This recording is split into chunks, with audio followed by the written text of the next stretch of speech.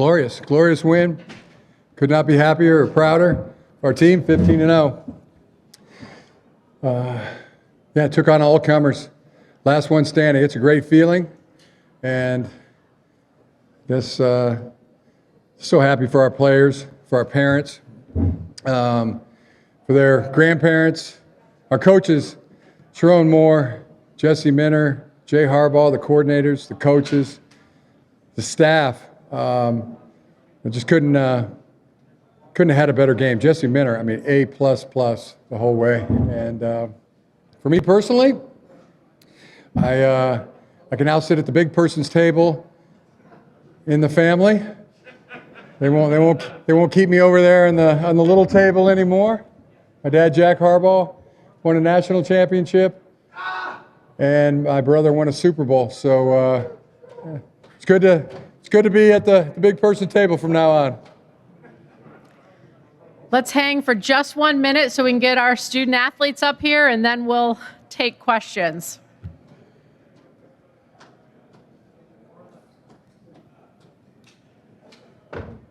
All right, I'm going to do introductions as they're finding their seat. Again, we are proud to be joined by University of Michigan head coach Jim Harbaugh, along with offensive player of the game Blake Corum, defensive player of the game Will Johnson, and quarterback J.J. McCarthy. As a reminder, we will take questions for our student athletes first.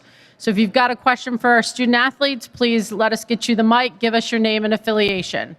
We're going to start right down here in front. Yes, Nick Douglas with RealDog.com. You two are a part of a university that's a very prestigious academic university. What has the university done to support you guys both on and off the field, and how has it shaped the individual that's on this stage today as a national champion? Let's start with Blake. You go ahead. Go ahead. Oh, man, this is the best university in the world. I'm so blessed to have a degree from the university. You can't fail there. You know, you have so much support, so much help. You know, we have the academic center. We can get tutors when we want. The professors are really good. You know, you can't fail. And they make sure of that. And that degree from the University of Michigan will set you up for the next 40 years. And I'm so glad, you know, I chose and these guys chose. I know I can speak for them because I know they're glad as well. But we chose the University of Michigan. It's such a prestigious school, like you said. I'm really glad you chose the University of Michigan, too. I appreciate you. It's another reason why I came, by the way. JJ, do you have any response to that? I would just say, you know, Coach Harbaugh hit on it last night. It takes a lot more than just being a football player to be a Michigan man. And, you know, everything that, you know, the rigorous school schedule, the rigorous, you know, football schedule, it just forges us into these Michigan men. And, you know, couldn't be in a better spot. You know, like Blake said, greatest university in the world. All right, we'll take our next question from right down here, far left. Hi, Mitch Album, Detroit Free Press. Congratulations to all of you. JJ, can you talk about the ebb and flow of this game? You know, early on, it felt like you guys ran out to a lead, then it kind of slowed down, and particularly when it all kind of came together on that third down play where you ended up having a scramble. I don't know if that was a call play or not, and how that turned things, what you were thinking on that play, et cetera. You know, we started off really hot. You know, everything was clicking, but I feel like we got to points in the games where we were beating ourselves. You know, we were just I was missing throws. I was missing some reads. And, you know, it just comes down to moving on to the next play, flushing the last play, and, you know, just staying in the present moment and just trying to, you know, attack one play at a time. Oh, yeah, the third down run. I just saw it on film all week that they were going to give me an opportunity at some point. And being backed up like that, you don't want to be, you know, sitting back in the end zone for too long. And, you know, I just saw the crease. The offensive line did a great job of making sure they didn't shed those blocks. And, you know, the rest is history. Right here, stay one row behind, left. Nicole Auerbach, The Athletic. For all three players, but like we start with you. It always seemed like in all the big moments this season, the leaders, the captains, the star players always stepped up. So can you just talk about what that felt like, or when you knew that the team needed you to make a big play, especially in today's game? Yeah, you know, playmakers, you know, coaches always say playmakers have to make plays. And, you know, don't wait on anyone else to make a play. But, you know, today was a complete, you know, team effort. You know, there's so many people making plays out there. And when we needed to play, someone made it, whether it had been myself, whether it had been Will, whether it had been JJ or Donovan, you know, Colston. I could keep going on and on just because so many guys made plays. But when the play needs to be made, playmakers make them, and we have a lot of them. Okay, we're going to go right back here. Oh, I'm sorry. You wanted a couple more. My fault. Will, can you answer that? Yeah, like Blake said, in these type of games, I mean, big-time players make big-time plays. So I just give all the credit to our coaches and all the people that helped us prepare for these games. And that's just what it is. I mean, we prepared for it, so we was ready for the moment. JJ? Yeah, it doesn't happen unless all 11 are clicking. You know, the players, they really can't make the plays unless everyone's on the same page. So, you know, all credit goes to everybody out there on the field and the coaches. Okay, we're going to take our next question over here, third row on the aisle. Hey, Sean J. Roger from CBS Sports over here. Congratulations to all of you, first of all. JJ and then Blake, obviously that last year you were standing on the sidelines in the Fiesta Bowl as the confetti came down. How far have you come from that moment? And how much have you learned from your last 2 runs in the playoff to kind of help get you to this point? You want to start, man? You want to go ahead? Yeah, I'd say, we came a long way, but in order to accomplish things like this, you got to go to those, dark places where everything's not great. And, just the response, the urgency right after that last game last year, it was different. I knew it, just from being on the podium last year and saying that we'll be back. I knew the guys that were coming back, and I had this feeling that it was going to be where we are right now. And, just all credit goes to, the players on this team, everybody in that facility, Coach Harbaugh. Like, that man, he's the reason we're here today. So just all thanks to him and to everybody on the team. Yeah, for me, when we all decided to come back, we knew what it took to get here, right? And when we all said we were coming back and the guys that, had no other choice but to come back, we had to pay attention to details. And our strength coach actually hit on it last night when he was talking to us. But, it's the little things, the details, and we really locked in on those details all the way back, to winter workouts, summer workouts. We were always just trying to execute at a high level and pay attention to detail. I think that's what separated us a lot. Question right up here on our left, first row. Steve Futterman, congratulations. You could go 15-0, run the table, easily win every game. You'd be elated right now, no matter what happened. I'm trying to ask you, this was not a season where everything went the way you wanted it to. There was the off-the-field issues, which we all know about. Can you talk about the satisfaction having overcome those as well to get to this point? Does it make it even sweeter? Can I? Yeah, it couldn't have gone better. It went exactly how we wanted it to go, to win every game. The off-the-field issues, we're innocent. And we stood strong and tall because we knew we were innocent. And I just like to point that out. And these guys are innocent. And yeah, overcome that. It wasn't that hard because we knew we were innocent. So yeah, that's really what I want to say. It went exactly how we wanted it to go. It went exactly how we wanted it to go. Yeah. I would just say the culture that Coach Harbaugh, Coach Herb, and all those guys instill in us, I mean, the distractions were built to last no matter what the outside circumstance is. So that's just what we're all about. Second row, Bill. And lastly, I just want to also point out, nothing fancy here. There was no nothing surprising. It was just good old-fashioned teamwork, good old-fashioned hard work by these players and these coaches. And none of us are up here taking a deep, long bow because we know this was good old-fashioned teamwork. Bunch of blue-collar guys. Second row on our left, Bill. This question's for Blake. You guys rushed for 303 yards on 8 yards per carry tonight. You started hot in the running game. They kind of adjusted. You finish. How satisfying, or how happy were you for Donovan, first of all, and how satisfying was it to close out with the running game? I was so excited for Donovan because I just felt like he needed that, right? He needed it. He's back. He's back. Dono's back. Dono's back, and I don't know what he's going to do, after this game. I hope he just celebrates and doesn't think about, what decision he's going to make. But I was so happy for him. That's something Donovan, he's been praying for. And he talked to the media the other day. I listened to the interview, and he said, he's working on growing. He said he went to a therapist and just talking, but Donovan, he puts in the work. He's always there. I love that guy. Don, You know, that's going to be a, what do you call it? Good friend, known agent? Trusted agent and known friend. Trusted agent, known friend for life. You know, that's my guy. And I'm glad I got to share a backfield with Donovan. You know, I wish Donovan nothing but the best. And if he ever needed anything, best believe I would be there for him. I also just want to mention something about Donovan. You know, I've had the honor to be his roommate for 2 years, and just knowing everything he goes through behind the scenes and just the man he is on a day-to-day basis, you know, this couldn't have been a better moment for him to just show out and show the world who he really is. And, you know, I'm just so freaking happy for the guy. The Don is back. And I want to talk about the defense. I mean, that was a spectacular game by our defense. Jesse Minter, the coaches, Coach Klink, elite quarterback, and Michael Penix. You know, this man, Will Johnson, talked at halftime like, we got to get this momentum back. And darn if we don't get it back the first play of the second half. I mean, yeah, pull it down. That was phenomenal.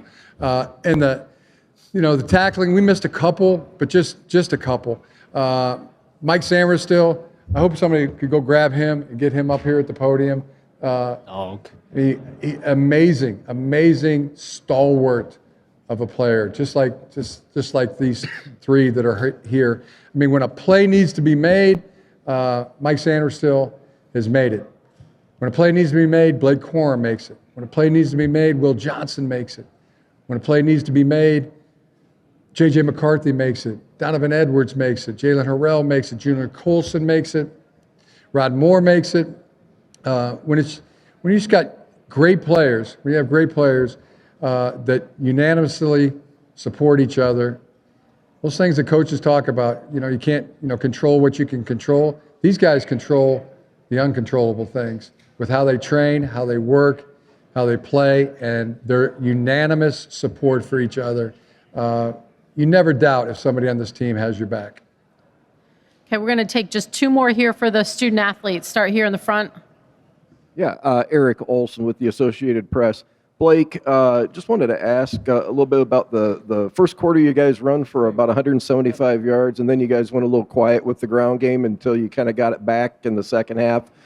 Was it something that Washington did? Did they make an adjustment that you noticed, or what kind of happened there that kind of had you guys stall out just a bit before you got it going again? You know, they may have added another guy in the box, but, you know, they made some good plays too. You know, that's why they were in the national championship. So, I mean, I give them the credit. You know, like you said, we started fast. You know, they slowed us up a little bit, but then when we needed to start fast again, you know, we started fast. So, you know, they had us for a little bit. And we knew what they were going to get theirs. We had another ace up the sleeve. We did. We had a play action pass to Oh Colston my! Loveland. That was great. That's amazing because JJ can talk about this because I just saw it. I mean, he lived it. But I mean, he went to release that ball and his arm got hit, and then somehow just wrist. Flick the wrist. I mean, flick the old booger off the end of the finger or something. I mean, but you got that ball. I mean, with some zip. Colston, I mean, that'd be about 30 yards downfield. Talk about that. And the yak. How'd you do that? Well, You did that. Well, first off, we set it up earlier. I think it was the drive before, running the same play, but it was actually a run. And, you know, it was just one of those plays where, you know, just trusted my fundamentals, trusted, you know, the play, trusted Colston, you know, just seeing him over the middle and seeing the linebackers press up, I knew it was going to be there. So I just had to get that ball off, and the line held up just enough. They held up just enough. Yeah, it was a huge play. I mean, the 4th and 13 play, Mike Sanders still makes that interception, returns it down to the 6 or 7 yard line. Will Johnson, that interception. Blake Corum, his big run. Donovan, his 2 big runs. And that play right there, you know, had to get the momentum back. They just scored, cut the lead to 7, and then we hit that big 40, 50 yarder. That was right on time. Last one for our student athletes on the right aisle. I'm waiting for Jim. Go. All right, that is it for our student athletes. Thank you all very much, gentlemen. Coach Harbaugh, if you could hold back, now questions are for you. I know. I thought I already had the question. Thanks, guys. All right, here we go. We'll start right here on the aisle, far right. Jim Dennis, CBS Sports. What box or boxes do you have left to check now in your coaching career after you've won a national championship? Well, I check the biggest box. For me personally, just to be, part of the family, with my dad, who won a national championship with Western Kentucky in 2002, and John Harbaugh, who won the Super Bowl, 2012 season, 2013 Super Bowl. I get to sit at the big person's table now. That feels really good. Just, to be the only coach in your own family that hasn't won a national title or Super Bowl, the championship. That feels great personally. I'm going to come down here right in the very front row. A.D. Moore, AdMax Corner, Houston Roundball. Coach Lake Bo Schembechler stated that he always wanted a Michigan man to be at the head of the respective programs. Now a Michigan man has led this program back to the pinnacle of success. How do you feel now, and how does it that the fact that was something that is sort of written in law, that what Bo wanted and you were able to accomplish it? It feels great. I told the team last night that that means so much to me, to be a Michigan man. Bo Schembechler would talk about the team. When I was growing up, my dad coached here from 73 to 79, coached the secondary for Bo, and would always come home and tell us things Bo said, and all the time would talk about the team, and what that meant. No man, no player, no coach bigger than the team. And then when I played here at Michigan as a quarterback in the 80s, you heard it a lot, all the time. The team. And we brought that back, when I came here in 2015. The team. And we've made some additions to it. We talk about what's good for the bee is good for the hive, and what's good for the hive is good for the bee. We talk about all kind of things, but that's what it comes from. Just doing something that's bigger than for yourself. Caring about somebody other than yourself. Never being outworked. Doing right. You don't lie, you don't cheat, you don't steal, and you do the best. Give it the very best that you the best of your God-given ability. That's that and more. I mean, you could probably write a book what it means to be a Michigan man, but someday when they throw dirt over top of me, if somebody who's eulogizing me, who was on this team, or one of my teammates, when I was playing at Michigan, if they would simply say he was a Michigan man, that would mean everything. It would mean everything to me. And there's no question, there's probably about 110 guys like that on our football team. And there's some young guys, some freshmen, some young sophomores that they don't know quite what it means yet, but like I didn't when I was a freshman and a sophomore in college.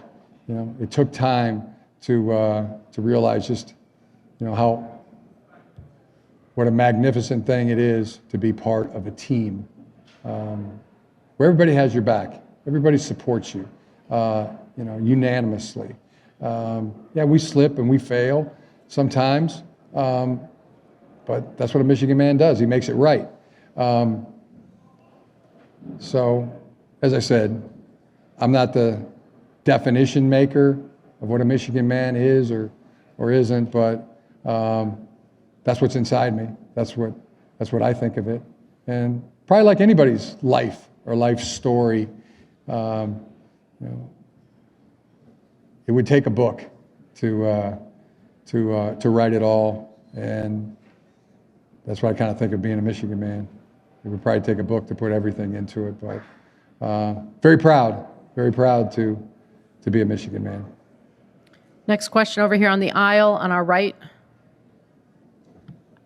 Pat 40 from Sports Illustrated. You used the racehorse analogy several times leading up to this game. Blinders on, stretch run. Yeah. You've crossed the wire. What's next? Yeah, that was everything. It was just that last phase line, that last that last one more game, you know, and we won it. And so such a one-track mind for our entire football team. I just love it. That was one of our goals, you know, win the next game.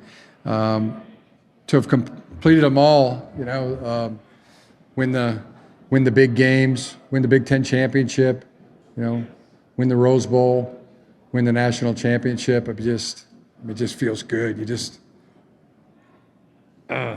want to pull it down, you know. It's glorious. It's a glorious feeling.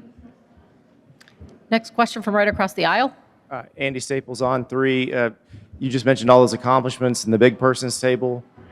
Would you want to add winning a Super Bowl to that? I just want to enjoy this. I just want to enjoy this. And I hope you give me that, you know. Can a guy have that? Does it always have to be, you know, what's next? What's the future? You know, like I said the other day, yeah, I hope to have a future. Hope there's a tomorrow, a day after tomorrow, you know, a next week, a next month, a next year.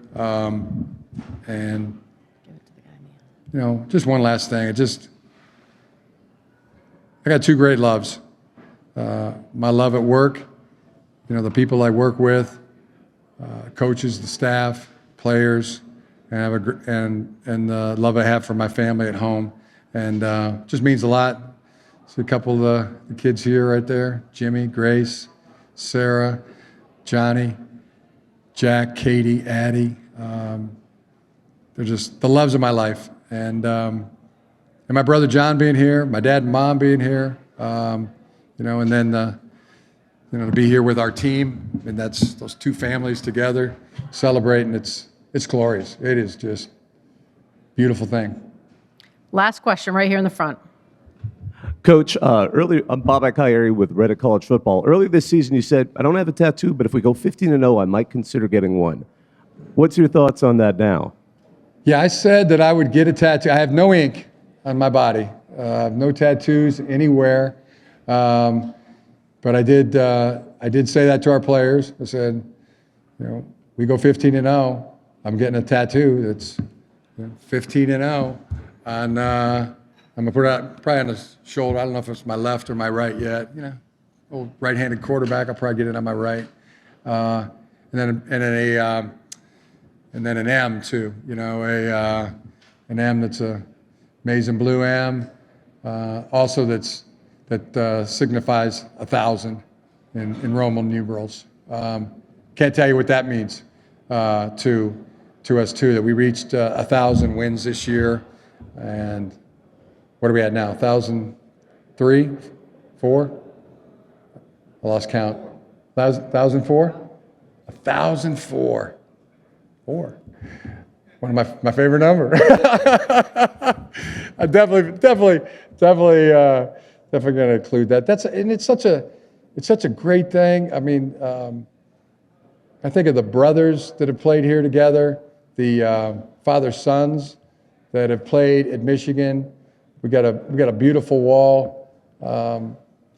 Brad Galley has shot that wall a few times. I mean, a lot of people talk about family. I mean, that wall to me is, you know, that legacy wall says so much. You know, all the coaches that coached here, if they coached for 5 years, you know, we got them in M ring this year, and I really appreciate our administration and the M Club that supports us so great to get a ring for every coach that's ever coached at Michigan for 5 years, and any staff member that coached at Michigan for 10 years.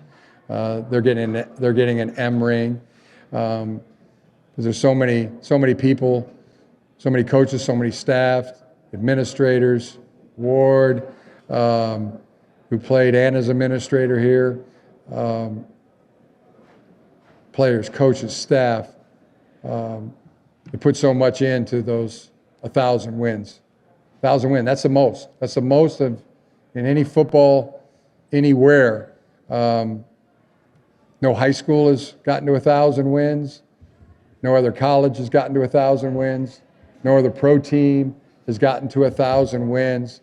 The University of Michigan to reach 1,000 wins and win the national championship in the same year.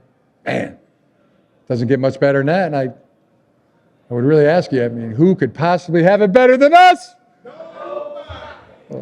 Coach, Appreciate thank it. you and Thank you very much. congratulations.